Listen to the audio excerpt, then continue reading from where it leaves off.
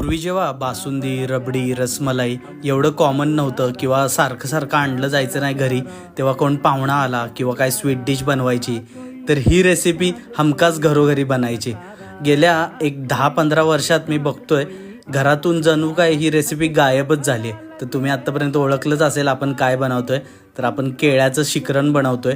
त्यासाठी आपण केळ्याचे स्लायसेस करून घेतलेत, त्यामध्ये साखर, वेलची पावडर ॲड केली आहे थोडीशी चिमूटभर आणि चांगलं त्याला मिक्स करून घ्यायचं आहे. केळ्याचा थोडासा पल्प बाहेर आला पाहिजे, थोडेसे मश करून घ्यायचेत केळे, जेणेकरून जेव्हा आपण शिकरण करू त्याला एक बॉडी येईल किंवा एक रिचनेस येईल. त्यामध्ये आपण थंडगार दूध ॲड केलं आहे. दूध ॲड करताना लक्षात ठेवा दूध थंडच हवं, नाहीतर दूध खराब होऊ शकतं.